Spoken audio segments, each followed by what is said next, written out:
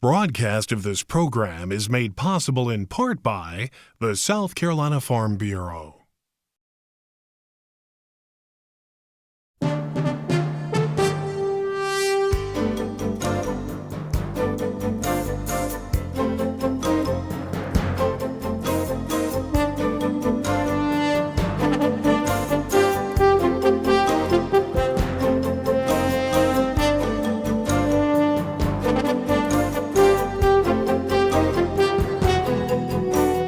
Broadcast of this program is made possible in part by Time Warner Cable.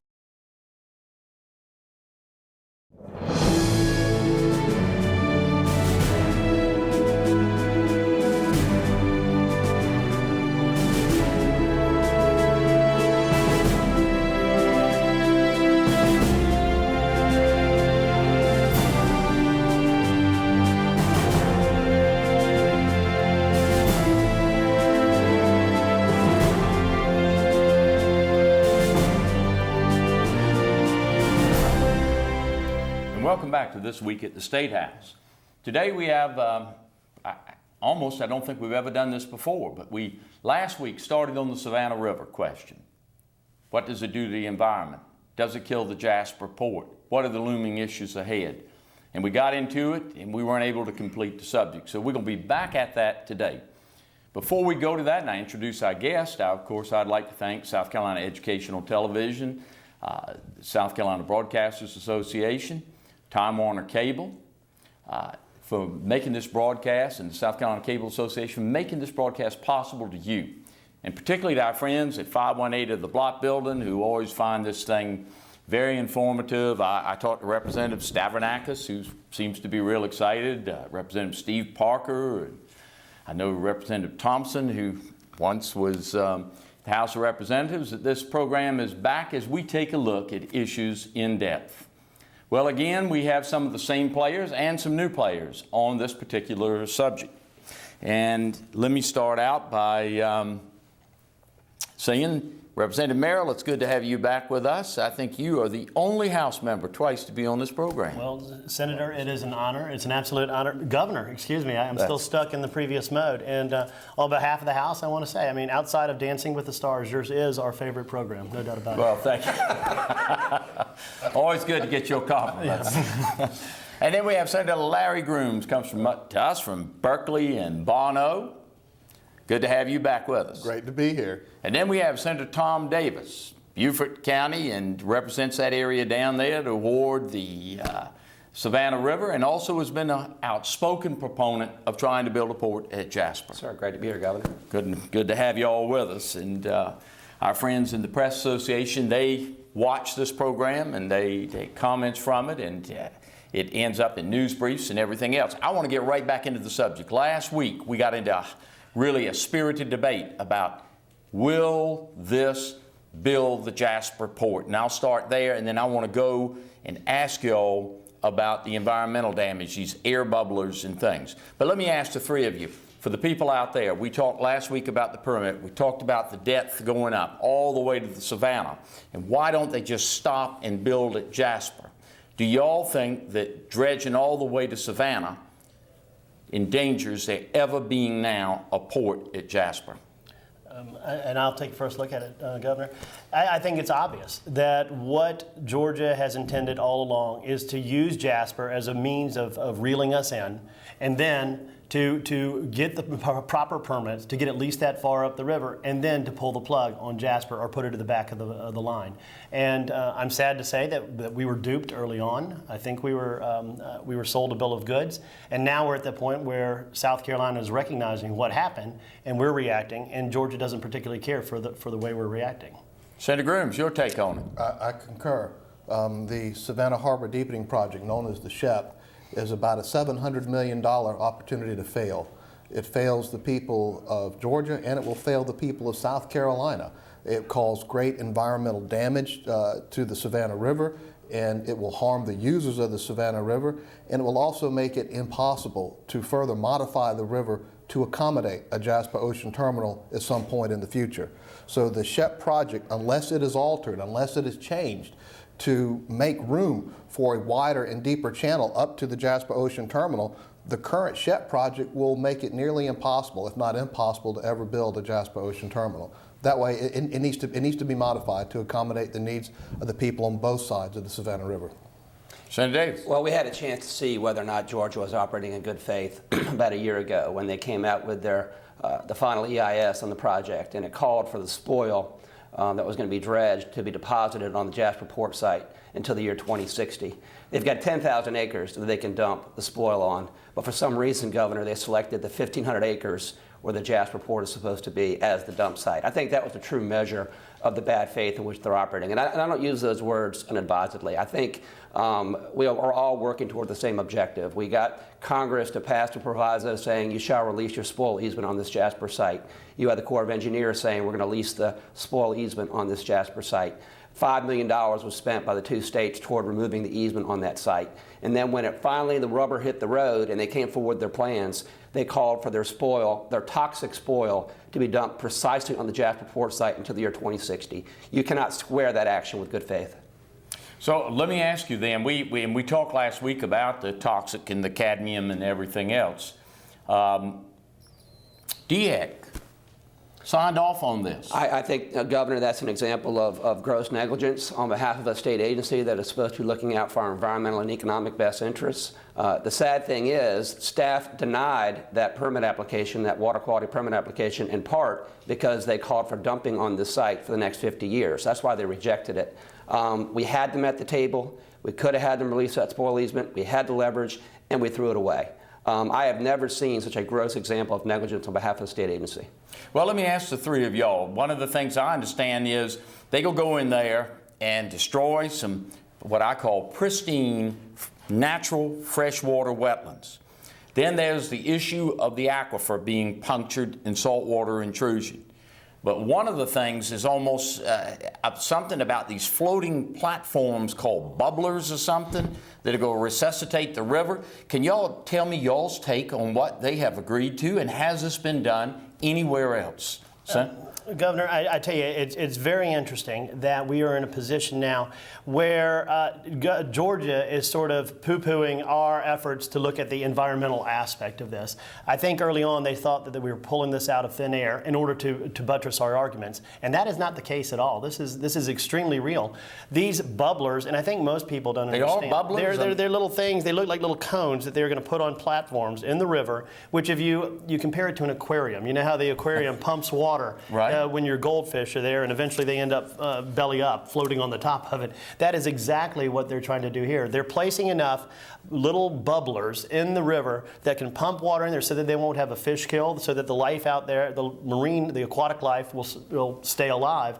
It's unproven, it's untested, and it's silly is what it is. If we have to go and take a river and try and pump water into it in order to keep enough animals alive in that river so that we can obtain a permit, something's messed up right there. Senator Grooms, your take on it, bubblers. Bubblers. They're great for an aquarium. I don't think they're advisable for an entire ecosystem. We have a responsibility not only to the folks that live here today, but for future generations, and to endorse a plan that literally kills the river so that it has to be put on life support forever is a horrible idea. We'd be failing the people of our state if we didn't stand up against this horrible decision, one of the worst decisions a state agency has ever made. And the General Assembly understood that there'd be some issues and needed to be addressed. And hopefully that the two states could work together for a common purpose and a common goal. And with that thought in mind, we passed legislation creating something called the Savannah River Maritime Commission. And as members of the Savannah River Maritime Commission, it's our job to issue permits related to the dredging of the Savannah River, to all the spoils and where the place the material at. It's our job to ensure that the Savannah River is taken care of, not only for today, but for tomorrow. And we're also empowered to work with the officials in Georgia for successful resolution as to best utilize this wonderful natural resources that God's given us. Well, Senator Davis, Bubblers, again, this is something that DHEC has approved. Does this square with your assessment of Well, DHEC? I've done some research on these species cones, is what they're called, and Senator Grooms and Representative Merrill is right. They've been tried in the past, but in very limited and controlled environments. I don't think they've ever been used in the sort of an ecosystem like this one. And again, it speaks to the DHEC decision. It's amazing to me that something that kills the Jasper port, gives a competitor advantage over Charleston, could be green-lighted by this DHEC board with such little safeguards. I simply don't understand it. And the Savannah Maritime Commission is appealing that decision. There's another front that I think ought to be explored. The intergovernmental agreement between the two state ports authorities call for them to operate in good faith with each other in regard to the development of the Jasper port. I think Georgia has breached that obligation. I think they have breached the covenant of good faith. I think they have breached that agreement in several material respects. And I would like to see the South Carolina State Ports Authority, as a party to that agreement, enforce those rights. I think that's another front we could open up in this battle. Y'all agree with him? And I do, Governor, but I want to go back to one other thing that's very, very upsetting, and I don't understand Georgia's take on this. Tourism in South Carolina bounces back and forth between being the #1 economic driver in our state, sometimes #2. In Georgia, it is very high as well. For their people to lie down, I think, is shocking that they have not said, you know what, we rely so much on folks coming to Savannah and enjoying the outdoor life and the river around Savannah. And for there to be a scenario where you literally could have dead aquatic life floating down the river, and you have a river that could be deemed like the Hudson River was years ago, just seems to me strange and wrong, honestly. And I'm shocked that there aren't people on that side of the river speaking out about it. I mean, they have to be as concerned about it as we are in South Carolina. Well, I want to go to Senator Grooms and ask him about the joint agreement and enforceability of what Senator Davis said. Before I do, want to ask you this. It's my information that these bubblers are going to be diesel powered. How is the fuel going to get out there? Are they going to have fuel lines through the river? I mean, this thing starts to reach the absurdity, and you make a good point. What if you start having fish kills? Boy, that's going to really bring a tourist attractor, isn't it? It doesn't make sense. Imagine going to someone who's supposedly your friend and say, I'm going to kill you, but don't worry, I'm going to bring you back to life and insert some tubes that'll keep you alive forever. You wouldn't do that. And the folks in Georgia are asking us to kill something that's very precious to us, and that's one of our natural resources, the Savannah River in this basin. We want you to allow us to kill the river, but don't worry, we're going to bring it back to life, and we're going to do so by putting these species cones on barge-mounted platforms, and we're going to make sure the diesel fuel is transferred to there, and there'll always be enough diesel fuel in there to run these species cones. Now, if it ever runs out of fuel, the life in the river will die, but don't worry, we'll make sure that never happens, and we'll do this forever. How you not get for 5 you in years. the fuel business, fuel delivery business? I mean, how you gonna get diesel fuel out there? You go pipe it, or you go barge it, or what? You take it out there by a barge. Take it out by who's gonna pay for all of that? Well, that's an interesting thing. Our governor said that she wants some concessions, and that's why she supported the DHEC actions. And one of the concessions that she's won was that the folks in Georgia agreed to operate the species cones for at least the next 50 years. To me, if you're going to use these things to keep the river alive, there would be some sort of arrangement and some sort of expectation that you would actually operate them. So I don't think we want anything. If they're going to be there, it makes no sense that they were just going to be there and not be operated. So to say we've won some concessions by ensuring that someone will pay for their operations, that's not really a concession, but that's one of the reasons. Who maintains it?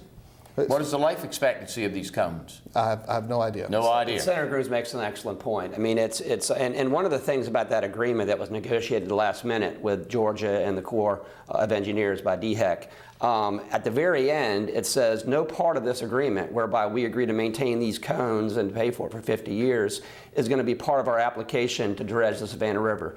They didn't want that cost associated with their application because it would require a new cost-benefit analysis to be undertaken. And so they stuck into that agreement. Nothing in here shall be used in connection with our application to dredge the Savannah River. I mean, that whole agreement, Governor, is just fraught with things that weren't thought through very clearly and with, I think, outright misrepresentations. Very interesting. Well, let me ask y'all. It's my understanding DHEC said, well, we're getting some saltwater protection, but there's going to be some freshwater destruction. Can y'all tell me, are we getting any? I thought you couldn't fill saltwater marsh anyway. I mean, can y'all help me understand how that is a benefit to South Carolina in that deal? Well, one of the very few places in North America that you have freshwater wetlands is in the Savannah Basin. We also have them in the Cooper River Basin. It's interesting that you have freshwater rivers that flow into the ocean, and because of a tidal influence, you'll have a freshwater tide that comes in and out, completely fresh water, and it creates a freshwater marsh. So only a few places in North America do you have a freshwater marsh. Well, we're going to destroy a portion of the very precious freshwater marsh in the Savannah Basin. Congress has even made a designation and called it a very protected special area, but we're going to allow it to be killed. And to mitigate the killing of the freshwater marsh, we're going to set aside an area of saltwater marsh. We're going to protect saltwater marsh that's already protected. Supposedly that's what South Carolina won out of this agreement, that we're going to protect saltwater marsh that's already protected to mitigate the loss of very valuable and irreplaceable freshwater marsh. I'm still trying to understand what we got out of that. We got nothing. We got nothing, okay. Let me ask you, all of you, the aquifer, the concerns, because you got to dig so deep into the river and so far that you go puncture the aquifer. Could you tell our viewers what the aquifer is and who it services and what could happen to that aquifer? Well, the aquifer is the Floridan aquifer, which is a freshwater source beneath the riverbed. And for years, there's been saltwater intrusion into the South Carolina portion of that aquifer because Savannah, the city of Savannah, gets all of its potable water from that aquifer. So it's drawing it down, and as it draws down, the salt water intrudes. The fear is that if you dredge from 42 to 47 feet or 48 feet, that you may go down further and puncture that shell. And if you puncture that shell, even more saltwater intrusion can occur. Now, there's a difference of opinion as to whether or not this dredging will accomplish that or cause that to happen, but it certainly is part of the economic and environmental mix that we have to look at. All right, so I would ask all three of you, if we just dredged to Jasper and built the port there, would all these problems be minimized or some of them go away? That's what makes this thing so maddening, is that the economic impact could be the same for Savannah if we went to Jasper. The environmental impact would be mitigated tremendously. The cost would be much less. And yet politics is standing in the way of what benefits us from an economic and environmental standpoint. And the people of South Carolina and Georgia and the people of the United States should be outraged that politics is driving this decision. Well, and the Senator is absolutely right. The only difference in the economic impact is that it will be on the South Carolina side of the Savannah River as opposed to where their existing facilities are, where they can enjoy the entire bounty of a new port, of a deeper harbor. It is absolutely wrong, and like the Senator said, we've gotten to the point where it is frustrating, it is maddening, because you say a fact, you throw out a legitimate argument, and they respond with, How do you respond to or no, that's not right? I mean, there is no facts to legitimize what they're doing, and we want a Jasper port. We think a Jasper port would be beneficial for the state of South Carolina and the state of Georgia, but instead of working together on this, they are trying to say, no, we're not going to give you that Jasper port. We're going to keep our Savannah port, and to do it, we're going to ruin your state. Well, it looks like we get major environmental damage on it.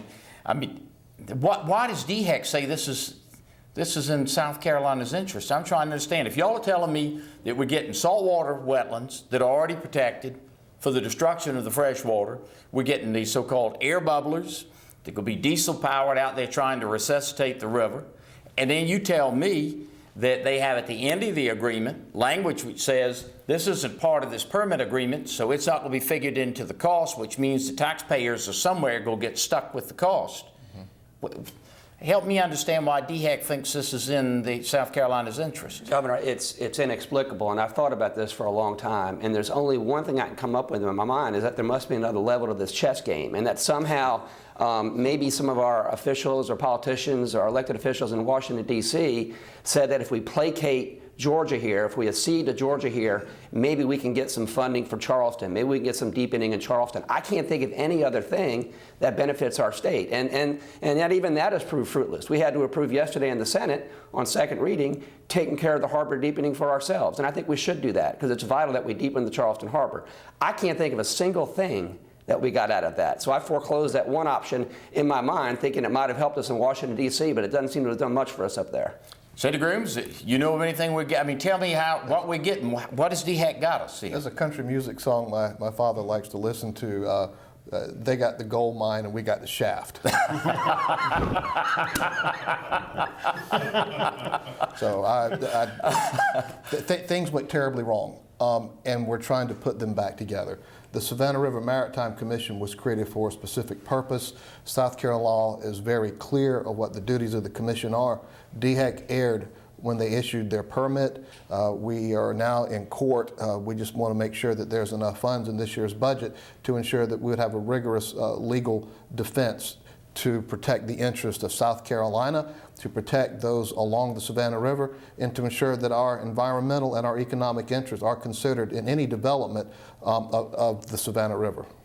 Representative Merrill, tell me, do you know, they haven't been able to give me an answer to what benefit we got out of this deal with DHEC, so let me ask you, can you find any on the horizon for us? Well, much like my friends here have said, there is none. Okay, we can search and we can search, and we're not going to find it. What I am concerned about too is the prevailing view in Washington, and that is Georgia again has done a pretty good job of coming and saying, you know what, we not only support ours, we support yours too. So they're coming across looking very altruistic, that they're just for the betterment of all. Well, we are saying, oh no, we don't agree with this. So they're muddying the waters, and folks up there are looking, saying, well, South Carolina, why can't you get along? Georgia's doing a good job of supporting you guys, but you're not supporting us. We have to get to the point where we are looking at this as a fact-based argument. And right now, I'm worried in D.C. it is not being viewed as a fact-based argument. We can stand alone on the facts and the merits of a Jasper port and of a Charleston Harbor expansion. They cannot stand on the facts of a Savannah River expansion. And it's scary because we need to convey that attitude and those facts to Washington, D.C., because they're going to be making a lot of decisions on our behalf soon. Well, let me ask you, I heard in you arguments about economic benefit. If you put things out there on an economic benefit for taxpayers of this country, where's the best place to put that money? If you're not going to dredge up to Jasper, and the question comes down to Charleston versus Savannah, from an economic benefit standpoint, to the taxpayers investing money, where's the best deal? The absolute best deal for South Atlantic market for the post-Panamax ships, the largest ships now that travel the world's oceans, it would be in South Carolina. It would be at the Charleston Harbor. We're closer to the open ocean. We're a natural harbor. We're not a river. There's not as much silt. There are facilities involved that already exist. It makes absolute sense that you would have Charleston as the South Atlantic main terminal for the post-Panamax ships. But it's a matter of where you're going to spend the money. The federal government doesn't do a good job, I believe, in analyzing the best place to spend money. One example is that is down in Miami. The port of Miami is basically a cruise ship terminal. The cruise ships need about 37 feet of water, but yet that was one of the first ports on the East Coast to be deep into 50 feet. So now we have a 50-foot channel for cruise ships that only need 37 feet. That doesn't make sense. Do a cost-benefit analysis. Understand what your needs are for your infrastructure, and then place the tax dollars to its highest and best use. And the cost-benefit analysis, I'm just going to go back and reiterate this point, Governor, because I think it's extremely important. I mean, if you're not factoring in the damage to the Savannah River, if you're not factoring in the cost of these speed cones, the people of the United States are being deceived. And this agreement that was struck between DHEC, the Corps of Engineers, and Georgia says that these costs, these mitigation factors, are not to be considered in connection with their application. I think that's yet to be explored why that was put in there, and I think there's really something bad about this. Well, one of the things I hate to see is with the loss of the Jasper port, we lose the opportunity to try the new model, and the model being trying to get a private partner to come in there and develop. The state just can't continue to shovel money, and we need in my opinion, we need to look at competition among different types of models for operating ports. In the remaining minutes we got, let me ask you all very quickly, the other issue that's been raised is migratory fowl. That this environmental rape of the river is going to result in an adverse impact on migratory waterfowl. Can either one of y'all address that and tell me, is DNR supporting the positions of DHEC on this or what? It's not just the migratory waterfowl that have habitat in the freshwater marsh that we spoke about earlier. You also have issues with the short-nosed sturgeon, the long-nosed sturgeon. You have striped bass runs up and down the Savannah River. The problem is when you make the river deeper, you deplete the river of the dissolved oxygen. Oxygen is the source of life. If you don't have oxygen, you die, not only for fish, but also for aquatic life. You lose your freshwater marsh, you lose the ability to fish to breathe. The deeper you go, the more you deplete the river of dissolved oxygen, and also for any type of uses. They're industrial permits. When you have an industrial user to utilize the river and have discharges, that also depletes the river of dissolved oxygen. And right now, 97% of the discharge permits belong to folks on the Georgia side of the river. That's not fair. It's a shared resource. We have the Savannah, we have the Jasper Beaufort Water Authority. They're going to need to expand. The area is growing by leaps and bounds, and not having the ability to utilize a resource like the Savannah River is harmful to the folks that live there. It results in higher costs and the inability to use a resource that should belong also to the people of South Carolina. Can I jump in real quick and Please, say this? because we're running out of time. Please. Because DHEC had the Georgia Ports Authority and the Corps of Engineers at the table. We had the chance to come up with an agreement in regard to sharing the potable water in the Savannah River. We had a chance to come up with an agreement as to the discharge rights, who has the right to discharge effluent. We had the ability to negotiate a release of that easement in Jasper County. We had leverage, we had them at the table, we got nothing. And as I say before, that is gross negligence on the part of that agency. We had them at the table and we blew it. Representative Merrill. Governor, this is one of those rare times where both the economic and the environmental concerns of groups are coming together. And we have an opportunity to do what is right on behalf of all those interests. And instead of us looking at things in a fact-based manner and taking and choosing what is best for the environment, while also concurrently choosing what is proper for the business interests of the country and the taxpayers, I'll throw them in as well, we are choosing to ignore that. And it is a shame. It's an absolute shame. Savannah River Maritime Commission. I thought they were charged by law with checking off on this. Did they check off and approve all of this or not? Absolutely not. The Savannah River Maritime Commission did not. We've analyzed all the information from the Corps of Engineers draft statement. It's nearly a 15,000-page document. Then there's addendums and so forth. Been plying through all this. So that's why we understand what the environmental and economic damage would be to our state, and that's why we're opposed at the current SHEP project as designed. Well, did DHEC come to y'all and say, look, this is what we want to do, we need y'all's approval, or would y'all look this over and give us your comments? The Savannah River Maritime Commission has representation from DHEC, and DHEC was silent through the process. So they didn't come and say, we want y'all's opinions on this? Absolutely not. Do you know if they went back to DNR after they came up with this agreement and said, look, do y'all support this? Could any of you address that? Strangely enough, our DHEC representative, the former chairman of the DHEC board, Mike McShane, was actually instructed not to speak on behalf of the agency on the Savannah River Maritime Commission, was instructed to do that by his predecessor on the board, DHEC board. He had some information that he wanted to share from the environmental side, representing a resource agency, Department of Natural Resources, and was actually silenced. Well, we got to be silent too, because now we're out of time. So with this, thank you for tuning in. We'll be back with other issues here This Week at the State House. Broadcast of this program is made possible in part by Time Warner Cable.